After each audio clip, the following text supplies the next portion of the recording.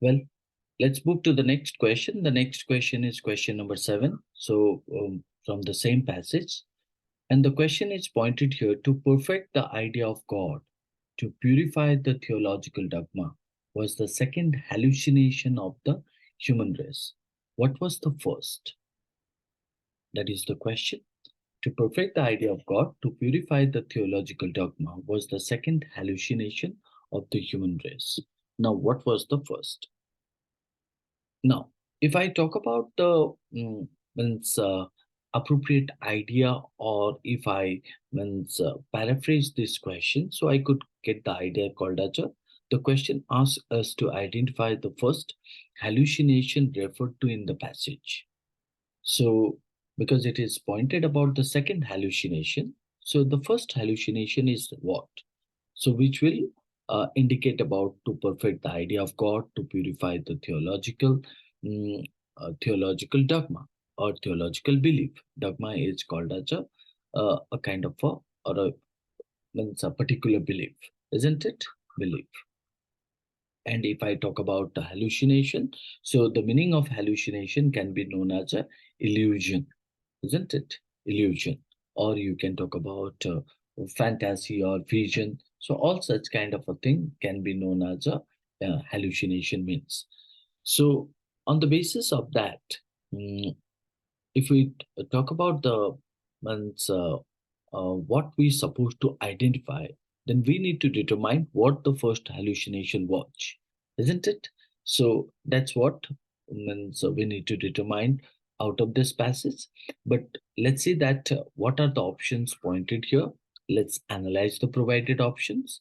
So the first option point out here that in order to render the object of his idolatry more and more rational, the believer despoils him successively of all the qualities which would make him real, and after marvelous displays of logic and genius.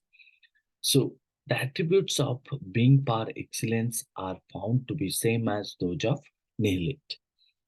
Now, this option describes a process in which the believer rationalizes uh, and strips God of qualities, ultimately leading to God's attribute being reduced to nihility.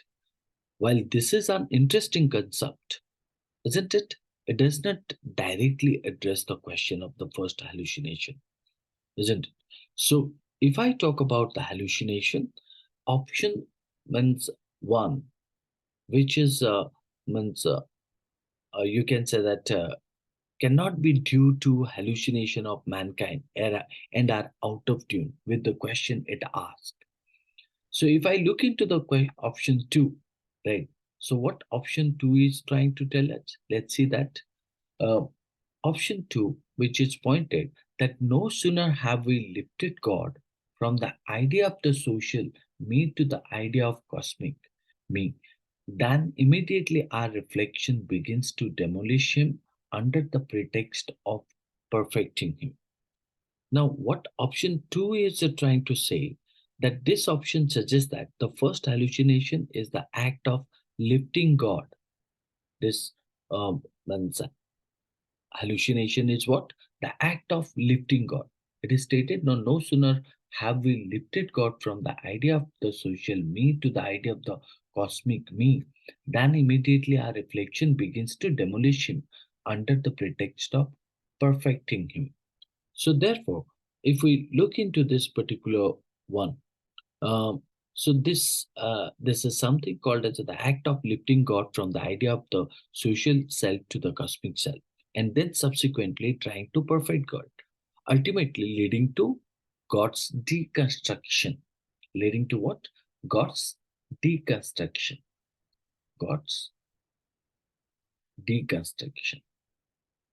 Deconstruction. So it aligns with the idea of the first hallucination, but uses different terminology, isn't it? Now, if you look into that manner, option 2 is a part of the second hallucination. The passage clearly reveals that the history of heaven, hell, and their inhabitant, those dreams of the human mind, is the counterpart of the universe, which surely philosophers have called in written the dream of God. This is the only instance of a dream in the passage which can be equated to a hallucination. Therefore, the concept of heaven, hell, and its inhabitant must have been the first hallucination.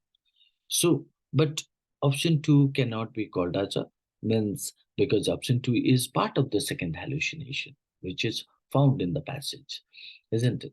So, therefore, option two cannot be called as a apt to it. So, option two will be indicated as a incorrect one. Now look into the option 3. What does option 3 say? That in the light of the analysis, all the divinities of heaven, earth, and hell are reduced to an incorporeal, insensible, immovable, incomprehensible, undefinable, I know not what, in short, to a negation of all the attributes of existence. It's exactly like the option 1, right? So option 1 and 2, or sorry, option 1 and 3 are true on a standalone basis, but they are not or cannot be due to hallucination of mankind and are out of tune with the question base. So therefore, option 1, 2, 3 are not called as a apt to the question, means which was asked the first hallucination of the human race. The first hallucination of the human race can be known as the concept of heaven, hell, and their inhabitants.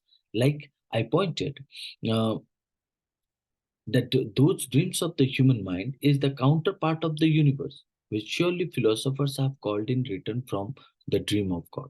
This is the only instance of a dream in the passage which can be equated to a hallucination. Therefore, the concept of heaven, hell, and its inhabitant must have been the first one, right?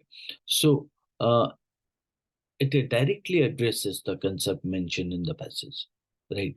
So, if you look into that, uh, in the first paragraph, where it is clearly stated the history of heaven, hell, and their inhabitants, those dreams of the human mind, is the counterpart of the universe, which certain philosophers have called in return to the dream of God.